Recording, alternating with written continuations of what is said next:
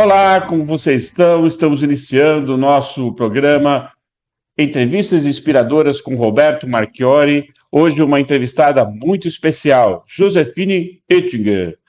Nossa entrevistada é nascida no Egito, veio para o Brasil com 1 ano de idade, é consultora em comércio exterior e coaching pessoal. É sócia da Oettinger e Carbe, assessoria e consultoria. Desculpa, Josefina, mas a minha pronúncia não está das melhores, tudo bem? É um trava-língua, eu sei. Seja bem-vinda ao programa, Josefine, é um prazer estar com você. Eu que agradeço pelo convite. Bacana. Josefine, eu vou contar um pouquinho da sua história, um pouquinho da sua trajetória, mas me defina um pouquinho. Você, como eu disse, nasceu no Egito, né? Mas você tem como nacionalidade suíça, né? Você é uma suíça brasileira, né? Tem avós turcos e morou nos Estados Unidos. Como é que essa mistura toda, né? Essa mistura que agora você é uma brasileiríssima, né? Formou a Josefine de hoje. É um balaio de gato, tá? Uma torre de Babel. Na verdade, os meus avós eram armênios, né? E, enfim, é uma mistura de culturas aí, e que eu tenho muito orgulho dessa minha ancestralidade, porque eu acho que isso traz para a Josefine de hoje, a brasileiríssima, como a gente está brincando aqui, né? Um pouco de tudo, né? E isso é muito bacana, principalmente para quem trabalha em comércio exterior, né? É verdade, então, é verdade. Isso ajuda demais.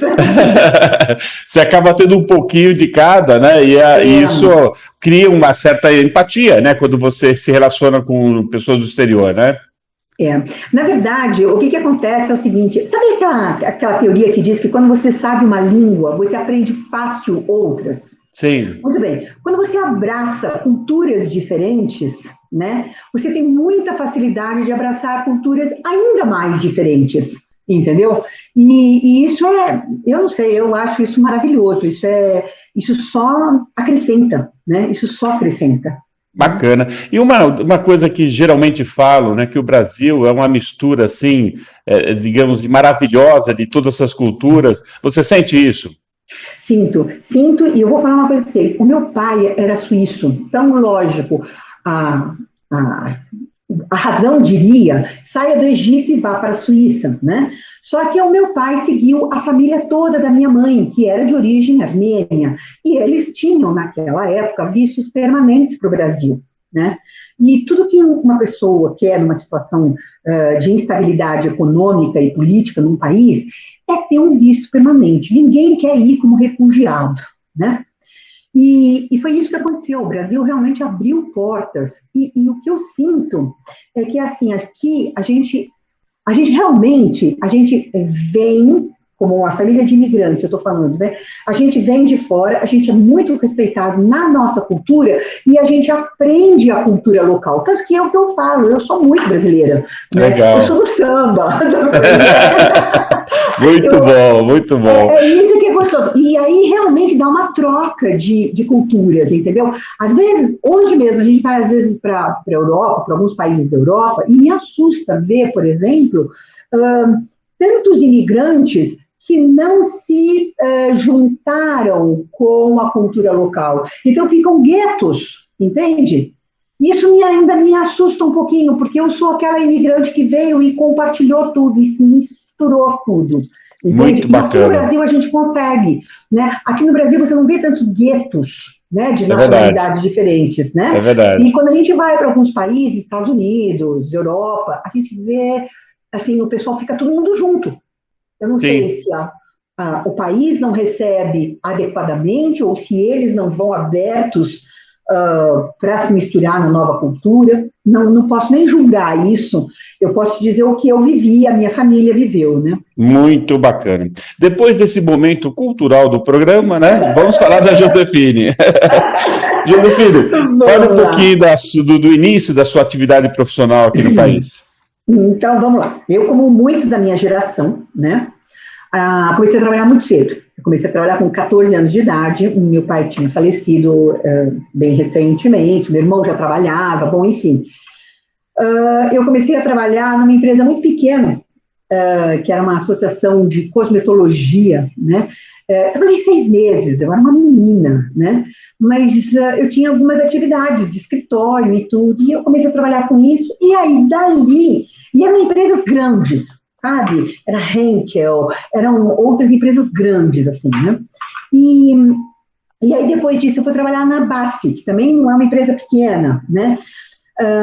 Trabalhei 3 anos na BASF, assim, recepcionista, aquelas coisas que vai começar, sabe, datilografia, aquelas coisas todas, né?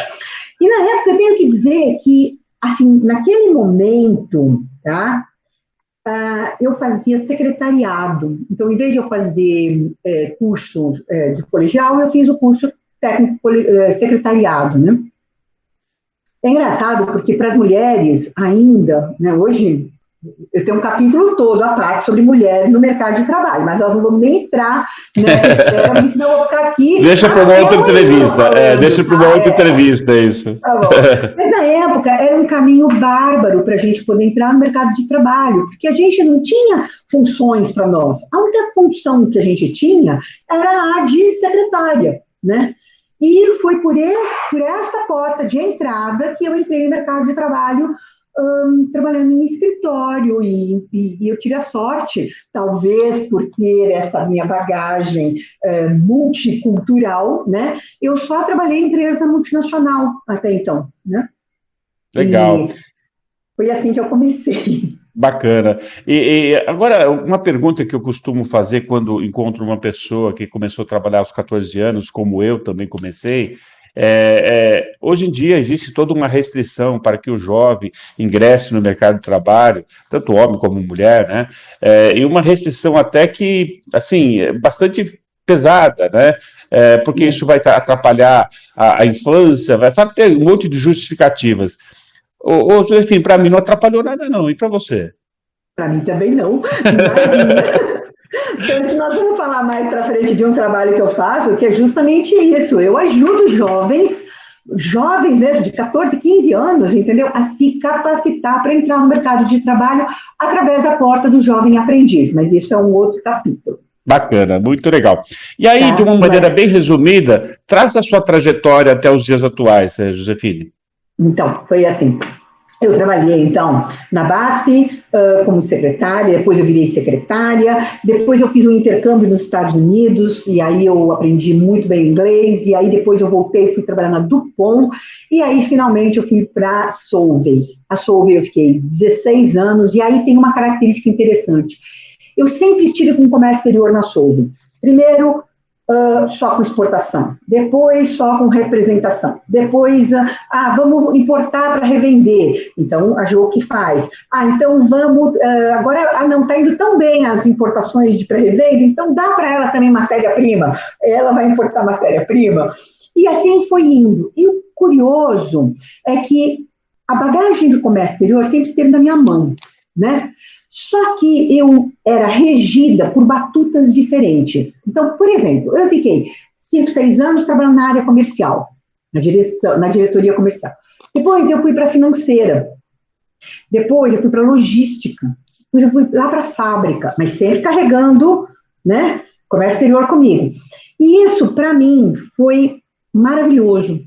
Na época eu não gostei tanto, pode ser sincera, mas foi duro, tá? Porque a hora que você está indo bem sob a batuta de alguém fala assim, não, mas não é mais agora esse o ritmo, é outro ritmo, porque o ritmo do financeiro é completamente diferente do ritmo do comercial, né? E assim vai. Mas isso, para mim, como bagagem, como aprendizado, foi maravilhoso. Por quê? Porque eu entendo de comércio exterior sob as diferentes óticas, entendeu? Dentro de uma organização.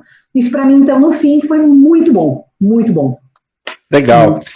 E me diz uma coisa, você, ao longo dessa toda a sua trajetória, ainda você é jovem, mas é uma trajetória bacana, que experiências você pode destacar de toda essa trajetória que você pode compartilhar com a gente? Então, eu acho, primeiro são as pessoas. É uma coisa que, não importa qual seja a sua área, desde medicina, logística, não importa qual seja a sua área, eu acho que se você conseguir entender as pessoas e fazer meio de campo bom com as pessoas, entender de fato as necessidades de cada área, de cada pessoa, entendeu? Você tende a ter sucesso, né? Legal. Ouvir a necessidade do outro vai ajudar com que, enfim, o seu projeto saia de uma forma melhor.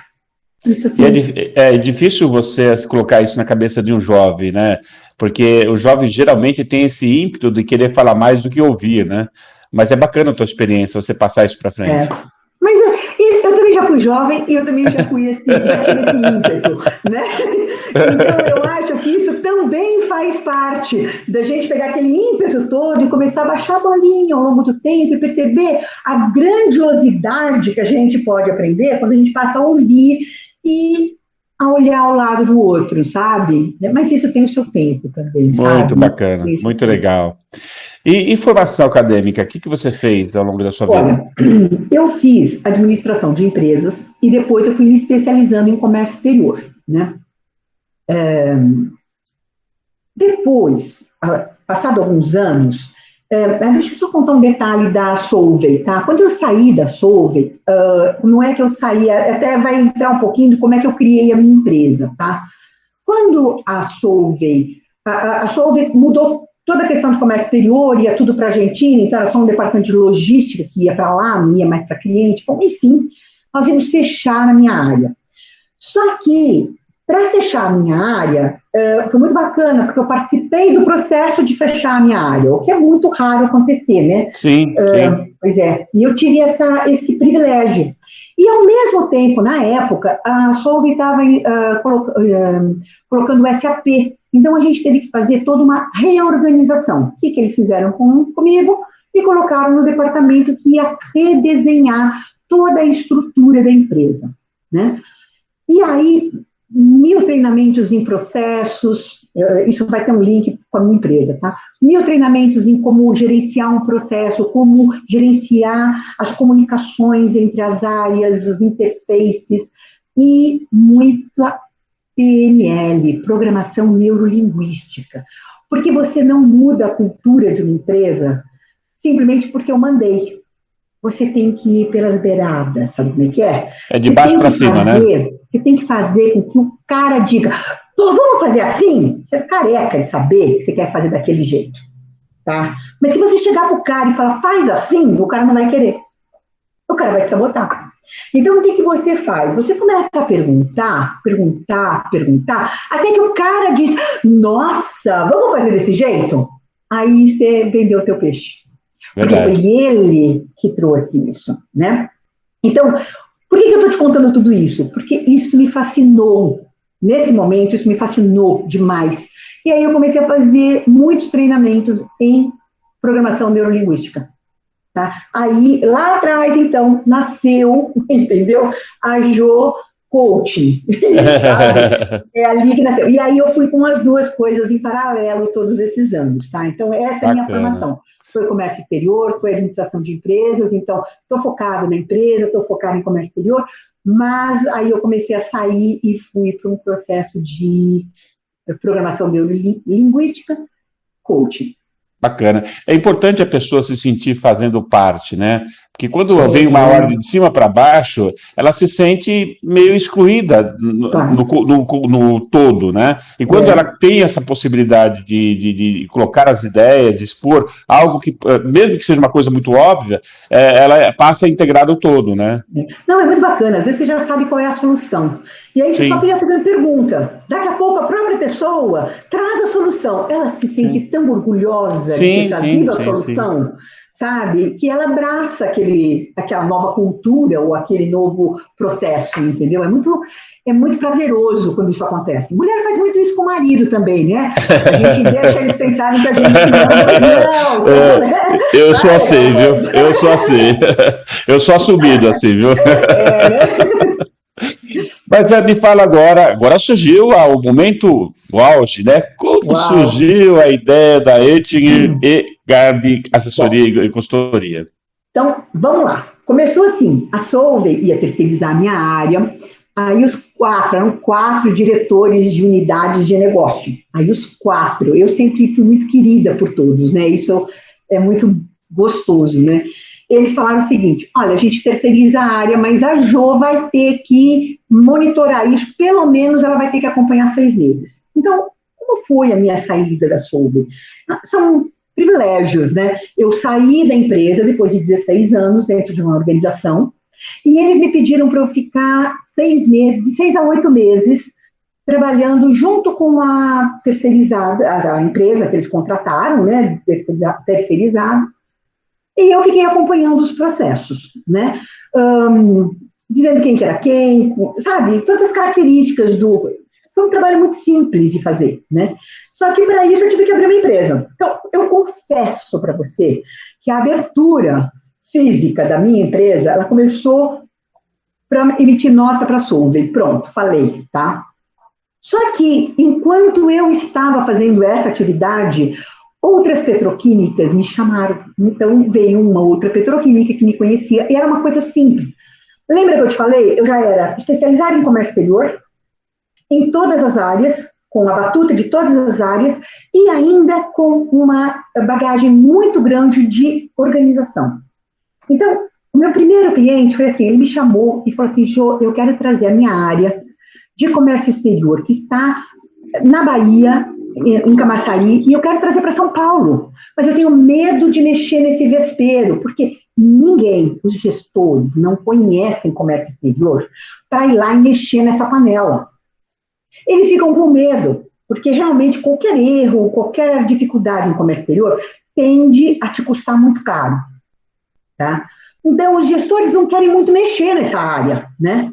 E aí ele me chamou e foi bárbaro, porque foi meu primeiro projeto fora da Solvay, né? Mas era em petroquímica, então eu estava me sentindo em casa, eu fui para lá, eu fiz o que eu aprendi a fazer, tá? Eu faço o quê? Eu chego na empresa, desenho o processo, desenho mesmo, um papel na parede, eu desenho todas as interfaces, desenho o projeto, converso com todas as pessoas envolvidas, entendeu? Aí eu dou um diagnóstico. O diagnóstico é simples. Se chegarem para mim e falar, Jô, você precisa emagrecer, eu sei o que eu tenho que fazer para emagrecer, tá certo? Se eu vou seguir ou se eu não vou, é outra coisa, tá? Mas eu sei. Então, bom, a mesma coisa se aplica para uma área. Às vezes, só com o diagnóstico, a própria empresa tem condições de fazer as mudanças necessárias, né? Outras vezes, não.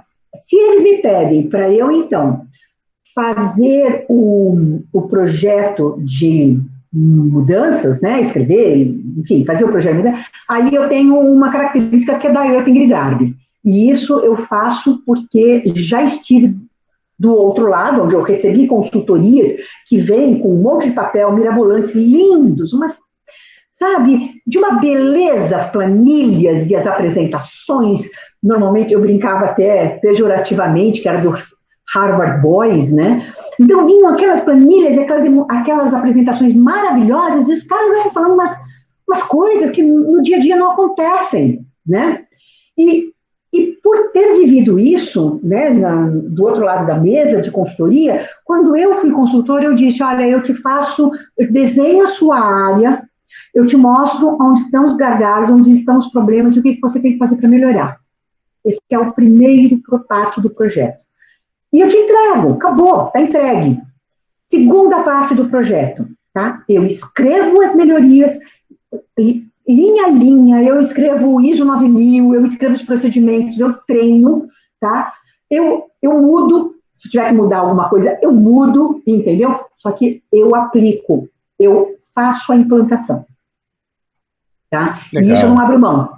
Porque se eu falar para você fazer, de novo vou voltar no negócio de emagrecimento, né? Aí o nutricionista chega para mim e fala que é para eu comer alface todo dia. Eu não vou comer alface todo dia, tá certo? O que acontece? O trabalho dela fica desvalorizado, porque eu não emagreci, né? E eu acho que como consultoria, eu só vou ficar feliz se o meu cliente tiver sucesso. Se o meu cliente não tem sucesso, se ele não conseguiu melhorar os seus procedimentos, não aumentou o seu volume de importação e exportação, teve que contratar mais gente, o pessoal está trabalhando até às 11 horas da noite todo dia, o meu trabalho foi um horror, um fiasco, entendeu? E aí vou falar, não, olha, tá assim porque a tal da Jo veio aqui, entendeu? Fez uma consultoria e olha aí, não arrumou nada. Então, para que isso não pingue em cima de mim, Não, eu concordo. Eu estou lembrando, você está falando, estou lembrando da minha esposa, né? Porque eu sou um péssimo garoto propaganda para ela, que ela é nutricionista. Oh, meu Deus! Eu sou um péssimo, olha, eu não sou muito o que ela precisa de exemplo, né? Mas me diz uma coisa, esses são todos os serviços que você presta ou tem mais alguma Não, coisa que você... são não. esses? Não, não. Tem muito mais. O meu dia tem 24 horas, como de todo mundo, tá? Mas é assim. Aí o que aconteceu? Ao passar do tempo, eu pegava um projeto, fazia o redesenho da área, treinamento, isso é um projeto que demora quase 6 meses, 8 meses, alguma coisa assim. E aí o cliente ficava feliz e eu não tinha trabalho, eu ficava olhando nas paredes, então era um vai e vem de trabalho que não é fácil, nem para a cabeça e nem para o bolso, inclusive, né? Porque de repente você trabalha muito, ganha muito, e de repente você fica 6 meses sem trabalhar, né? Isso estava sendo meio complicado. E aí, meio que começou com um amigo, sabe, que falou, Jô, eu tenho que fazer uma exportação para a Argentina, Coca-Cola, eu tenho multa diária de $70.000 por dia de atraso. Dá para você me acompanhar essa exportação? Eu falei, claro, daqui que eu te acompanho, né? Imagina, né? Eu meio que quase fiz de graça isso, tá, Roberto? Era uma coisa assim, tipo... E aí ele adorou. Jô, faz o seguinte, quando eu tiver exportação, você faz para mim? Eu faço. E tô meio à toa mesmo, né? Aí eu faço. Você sabe que isso hoje é um dos meus maiores segmentos? Ah, que Ou seja, bacana. são empresas que têm um volume importante até de comércio exterior hoje, tá? Só que elas não têm um volume regular para elas terem um departamento de comércio exterior dentro, né? E aí, antes que você fale, mas você terceiriza, que nem aquela lá atrás que terceirizou para Sobe. Não, eu sou muito melhor, porque eu sou... tem uma expressão em inglês que chama tailor-made, que é uma coisa assim, tipo alfaiataria, tá? Então, por Legal. exemplo, eu tenho um cliente, tá? Tá comigo há uns 15 anos, é a Panini, editora Panini, figurinhas, tá?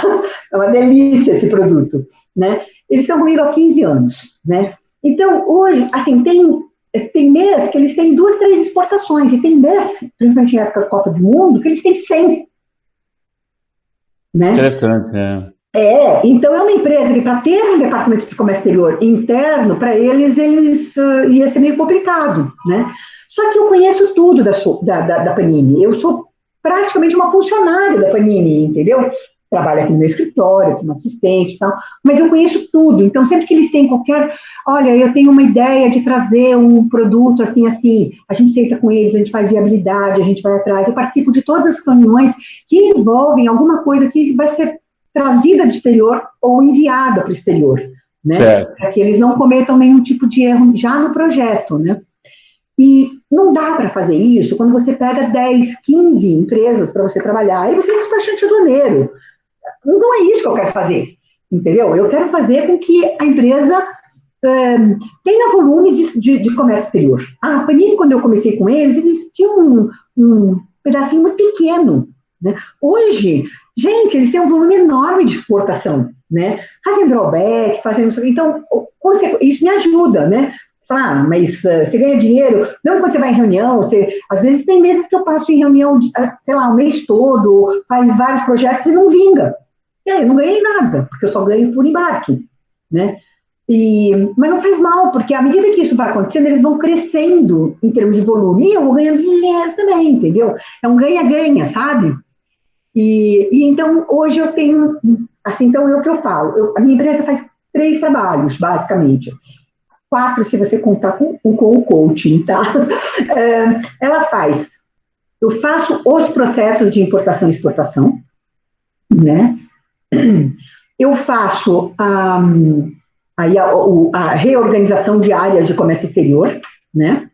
Desde treinamento, enfim, o redesenho da área, quantas pessoas precisam, como é que você vai fazer, enfim, faço, né?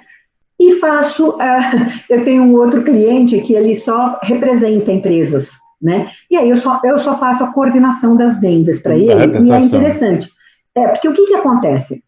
Ele vende para 15 empresas aqui no Brasil. Essas 15 empresas é que vão fazer as importações, tá? Só que eles começam a patinar. E aí entra a Super Jo para ajudá-los, né? Legal. Então, eu falo o que a alfândega vai exigir, o que não vai, como fazer, entendeu? Eu ajudo esse pessoal. Mas falando, o que a gente ganha? A gente ganha que os caras continuem importando. Porque o grande risco é que as pessoas importam uma vez. Se dão mal, porque esqueceram de tirar a LI e a mercadoria ficou um mês, né, parada em Santos. Aí, quando elas vão pagar a armazenagem, elas descobrem que elas não negociaram previamente. Aí elas pagam uma fortuna. Aí, aquilo é super, como é que se diz? Se dão super mal com aquela importação. Aí, o que eles fazem? Eles param de importar. Ou de exportar também, né? Sim. Aí, resultado, eu não ganho. Né? É verdade, então, o meu sucesso é o sucesso do meu cliente. Bacana. Se meu cliente tem sucesso, eu tenho sucesso. Porque o dinheiro vem depois. Ele vem por trás disso, você não tenha dúvida. Né? Agora, se o meu cliente se deu mal, pagou uma armazenagem louca, exportou para o cliente dele, a mercadoria chegou, sabe, toda batida, toda amassada do lado de lá, o cliente não conseguiu desembaraçar porque não tinha documento, não pagou imposto porque não tinha certificado de origem, alguma coisa assim. O meu cliente não teve sucesso. Ele não vai exportar de novo. Essa ideia de valorizar o pós-venda, né? É você acompanhar tudo, né? Não ficar no ato em si. Legal. Bom, tem mais alguma coisa de diferencial da sua assessoria? Porque você já falou um monte. Já, né? Já falei um monte, né? Eu gosto muito do que eu faço, sabe? Legal. E então, realmente, eu tenho uma certa paixão. Então, por exemplo, quando meu cliente me chama e fala, Ju, vem aqui, eu estou até aqui de trabalho, aí eu vou para lá porque ele quer importar uma máquina usada. Tá aí uma coisa difícil de fazer. Cara, aí você vai atrás, você verifica, você tem que verificar sempre, porque por mais que você saiba fazer, as coisas vão mudando, né? Sim. Cara, e aí eu adoro. Quer me ver feliz? Me dá um projetinho difícil. Mas acho que o seu grande diferencial é gostar realmente de que você faz, porque isso acaba justificando ou compreendendo todo o que você me disse até agora, né? Porque realmente dá trabalho, né? Não é uma coisa. Seria muito mais fácil, né? Se você fizesse a sua parte, pronto, né? Mas você vai além, realmente, e de uma maneira absolutamente inteligente, porque você fideliza, né? Claro, não, é impressionante. As pessoas trabalham comigo, aí elas mudam de empresa. O que acontece? Eu ganho um cliente novo. Sim. Os meus clientes novos, eles são assim. É um cara que trabalhou comigo numa empresa que saiu que me chama. Legal. Né? E isso é muito gostoso. E, sabe, as pessoas às vezes me perguntam se você não tem mais cliente, né? Puxa, você podia ter muito mais cliente, né? Eu não tenho, eu já disse não para várias empresas, né? Por quê? Eu posso ter mais clientes, eu sei que eu posso. Eu podia ter quantos clientes eu quisesse, Roberto. Mas isso, para mim, não ia ser sucesso. Cada pessoa define sucesso de um jeito. Sim, tá certo? O meu sucesso é esse. É eu ser muito boa com essas empresas e, sabe, fazendo aquilo que eu gosto. Se eu tivesse 100 clientes, eu ia deixar de ser uma especialista em comércio exterior, que vai atrás, que, sabe, faz acontecer, para ser o quê? Uma administradora de pessoas, porque eu ia ter que colocar esse meu escritório aqui, eu ia ter que colocar 50 pessoas para trabalhar para mim. E sabe quando que eu ia ver comércio exterior na vida? Nunca. Eu só ia ver as encrencas dos funcionários vindo me contar que, sabe, não é isso que eu quero. Você ia resolver problemas só. Exato, e não é isso que eu quero. Eu quero participar dos projetos, eu quero ver as empresas crescerem, sabe? As empresas tem coisas bacanas acontecendo, né? Eu vou contar um negócio para ele. Tem um cliente meu que ele é relativamente pequeno, mas ele trabalha apenas, então, somente para Coca-Cola. Poxa. Tá? Ele trabalha para Chocolate Garoto, para Nestlé, né? Enfim. O que aconteceu? Uma vez, a Coca-Cola chegou, foi muito engraçado, porque a Coca-Cola falou assim, olha, falou isso para uma outra empresa, usa a estrutura do cliente tal. Aí o cara me ligou, pois é, você é da empresa tal? Eu falei, não, eu trabalho, sou terceiro, né, eu presto serviço para eles e tudo. Eu falei, então você é a estrutura da Coca-Cola? Eu falei, não, eu não sou a estrutura Coca-Cola. Aí mas foi a Coca-Cola que está te indicando. Eu falei, puxa, eu fiquei orgulhosa, entendeu? Legal, muito bacana. Não, mas olha, eu acho que você está certíssima, e a ideia de você não expandir e perder o controle é porque você não seria mais a Jo, né? Não, não seria mais eu. Não teria Exatamente. identidade. Na verdade, a tua empresa há uma identidade, e ela perderia essa identidade, né? Perderia. Ela passaria a ser quase como uma empresa de despachante Sim, aduaneiro, assim, sim, sabe? Que sim, sim, faz, sim. faz aquilo e faz igual para todos, né? Sim, Gente, eu faço diferente para todos aqui dos meus se clientes, adapta, entendeu? né, às necessidades. E Exato. você tem projetos novos ou não? O que que você está pensando Não, eu profissionalmente? vou ser sincera, eu já estou numa idade que o que eu preciso fazer é começar a passar aquilo que eu aprendi para frente. Então, aqui no trabalho é meio isso, eu estou passando bastante coisa para minha assistente, né? E, na verdade, a gente vai falar sobre isso, o meu projeto de coaching, tá?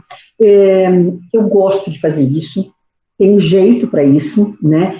Eu nunca pego mais do que 3 coaches por mês, né? Três, para quem é coach, 3 não é nada, tá? Eu pego 3 só 3, no máximo. Né? Ainda em época de pandemia, nem esses 3 eu não estou pegando, né? Mas eu pego no máximo 3, tá? E trabalho na Caritas, que eu faço esse trabalho, né? Que é um trabalho de coach, só que aí é um trabalho voluntário, né? É um trabalho com jovens, tá?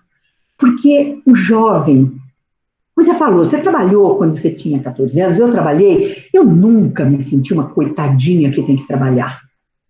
Hoje, quando você pega um jovem que tem que trabalhar e vai para o mercado de trabalho, praticamente todo mundo olha para ele como, ai, coitado. Coitado por quê? Né? E outra coisa, quando eu trabalho, eu tenho uma bandeirinha enorme, assim, sabe, contra a auto-vitimização, tá? Esse é um trabalho que você tem que fazer que é enorme, tá? E o jovem se sente um pouco assim, né? O jovem não acredita que ele possa crescer, ter sucesso, fazer aquilo que ele gosta de fazer, entendeu? Ter um sucesso profissional, um sucesso financeiro, ele não acredita. E por que ele não acredita é que ele não tem. Então, a Jo está lá para fazer ele acreditar, entendeu? Legal, muito bacana. E essa atividade do coaching, ela se sobrepõe ou ela caminha junto com a É. especialista em comércio exterior? Não, a especialista em comércio exterior larga o trabalho dela aqui e vai para lá, entendeu? Fazer. Você sabe que quando eu fui para lá, eles deixa eu explicar um pouquinho o que a Caritas faz, né? Ela Uhum. faz o seguinte, ela faz treinamento para jovens aprendizes. Então, algumas empresas já fazem o trabalho com eles. Só que eles também trabalham com jovens desde 10 anos de idade, bem jovens, mesmo que eles fazem reforço escolar, enfim, alguns trabalhos assim. Então, o que acontece? Quando eles têm 14 anos, eu estou falando 14 anos, tá? O que a gente faz? Eles ainda não têm um emprego de jovem aprendiz, né? Então, o que a gente faz? A gente tem um grupo que faz o preparatório do aprendiz. Então, a gente põe um vernizinho ali, a gente ensina para eles técnicas de escritório, informática, como se comportar numa entrevista, matemática, português, inglês, né? A gente dá para eles alguma bagagem, para que quando eles entrem no mercado de trabalho como jovens aprendizes, eles já tenham, sabe, a gente trata, inclusive, eles como profissionais e tudo, como se fosse uma reunião de empresa, e tudo, que é para eles não já chegarem com alguma bagagenzinha, né, no lugar. E quando eu fui me voluntariar, juro por Deus, eu pensei em dar. Eu falei, olha, eu posso dar aula de técnicas de comércio exterior, mas eu acho que é muito específico. Eu posso dar aula de inglês, eu posso dar aula de espanhol, sei lá, né? O que eu posso fazer? E aí, quando eu contei um pouco o que eu fazia para a coordenadora, ela me falou: você não quer fazer um trabalho de coaching com eles? Eu falei, ué, nunca tinha pensado nisso, né? Cara, ficou um trabalho tão legal. Olha, eu estou lá há quase 5 anos. E eu noto, assim, os feedbacks que eu recebo daqueles alunos, assim, não foi nenhuma nem 2 vezes que eu cheguei às lágrimas, sabe? Quando alguém fala que você realmente mudou a vida da pessoa, sabe? O carinho que eles têm comigo não tem preço, Muito não tem legal. preço, E eu tá? acho que isso é uma atitude, assim, uma ação não muito copiada, não, viu? Eu não ouço falar que coaches como você, especialistas como você, se dispõem a fazer isso, É, principalmente de maneira voluntária, né?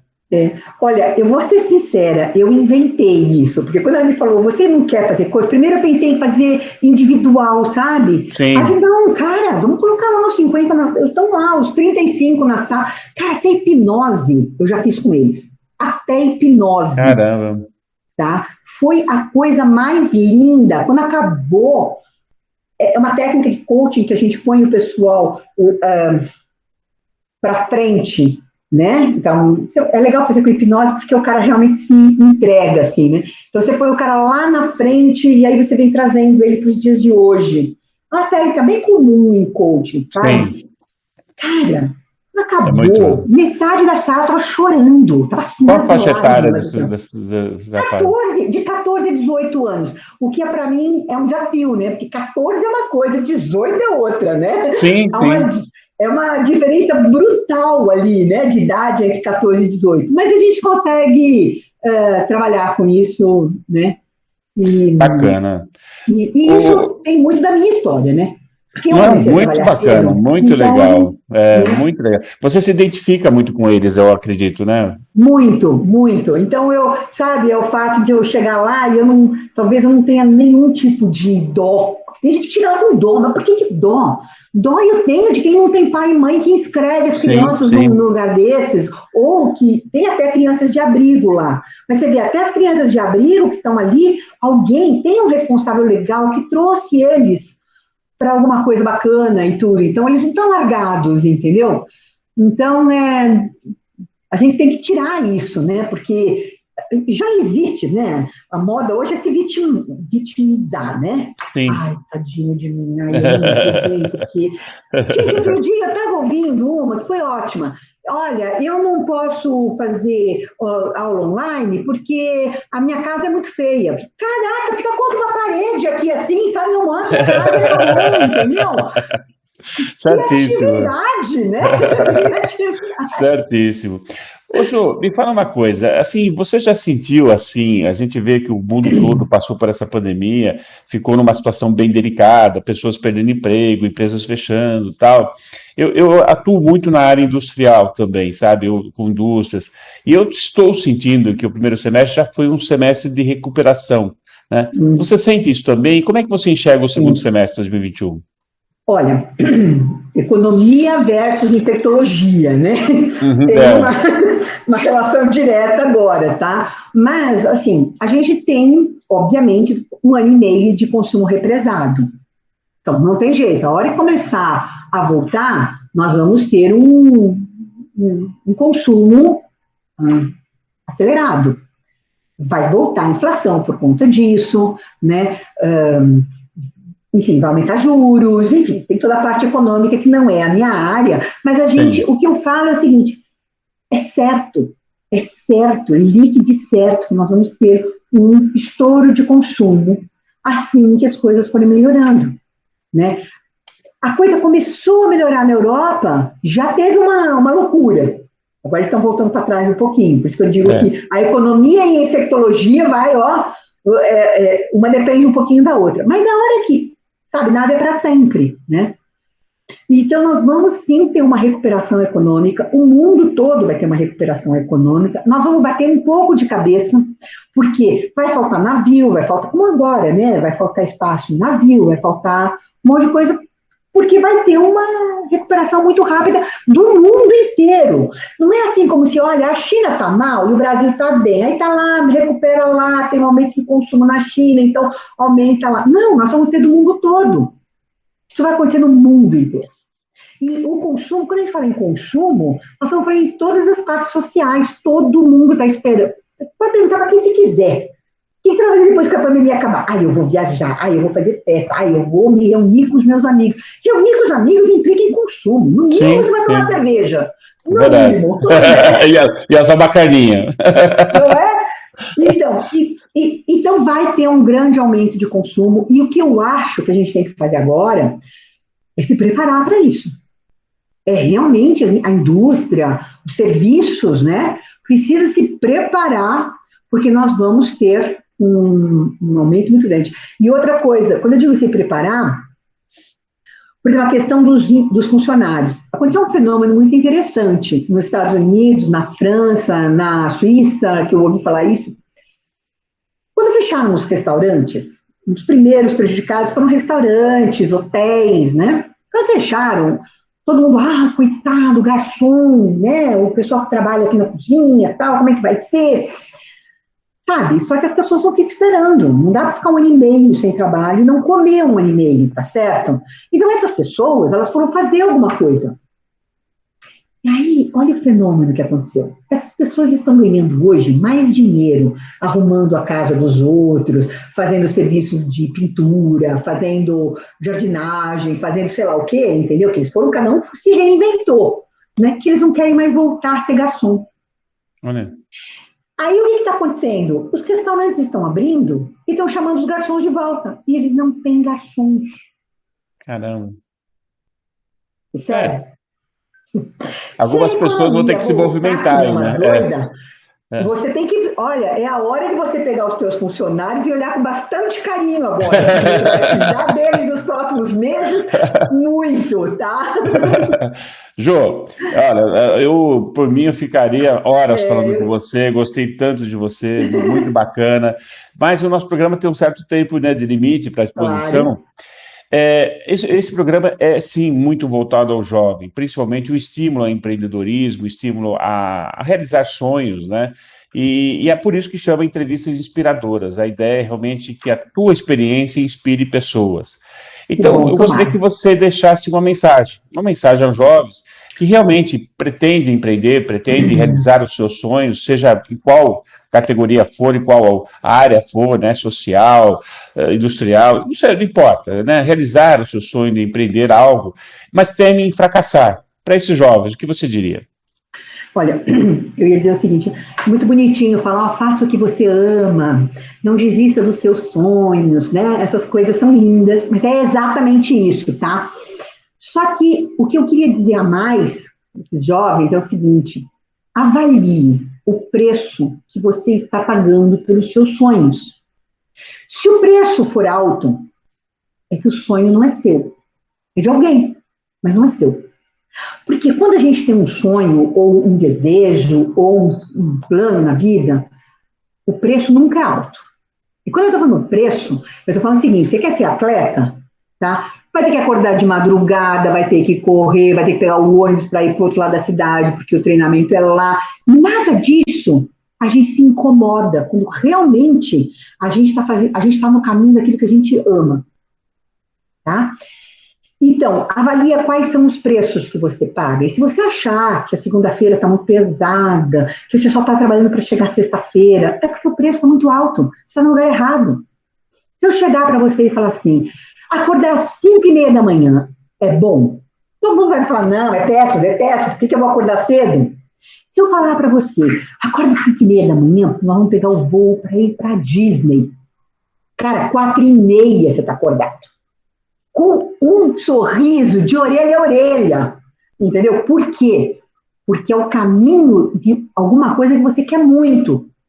Então, quando você quer muito alguma coisa, o caminho é gostoso. O caminho é bom. Você tem brilho no olho para fazer qualquer tranqueira. E qualquer profissão que você escolha vai ter o que eu chamo de tranqueira. Quer ser músico? Vai ter que ficar horas com um acorde. Quer ser jogador de futebol? Vai ter que fazer nutricionista. Vai ter que ficar comendo coisas que você nem gosta, né? Ou vai ter que ficar fazendo exercício. Toda profissão tem coisas que são chatas, dentro de cada profissão. Não significa que é para você abandonar. Você abraça tudo isso. Isso é o preço que você está pagando pelo teu sonho, né? Então, quando você estiver fazendo uma coisa chata, que você não está gostando, tá? Pensa, eu estou pagando meu sonho com isso? Estou. Então vai sim. E tenha prazer. Não lá no pódio. Tenha prazer no percurso. Que é isso que vai fazer com que você chegue mais fácil lá. Entendeu? Aí não fica pesado. Legal, muito bacana. Josefine Ettinger, a nossa entrevistada de hoje. Saiu, agora saiu. Muito obrigado. Olha, tenho certeza que Imagina. a gente atingiu mais uma vez nosso objetivo de levar, né, uma trajetória de vida muito inspiradora e gratidão, gratidão mesmo, viu, Josefine? Eu que Jô, agradeço a oportunidade. Todo mundo me chamou, né? legal. E é Tá bom, isso. então. Obrigado. Obrigada, Roberto. Tchau, Valeu. tchau. E é isso. Vocês que nos assistem aqui no nosso Entrevistas Inspiradoras, tenho certeza que você, mais uma vez, gostou muito dessa entrevista, porque eu adorei, né? E Obrigada. espero, espero vocês em uma nova oportunidade. Até mais. Até mais.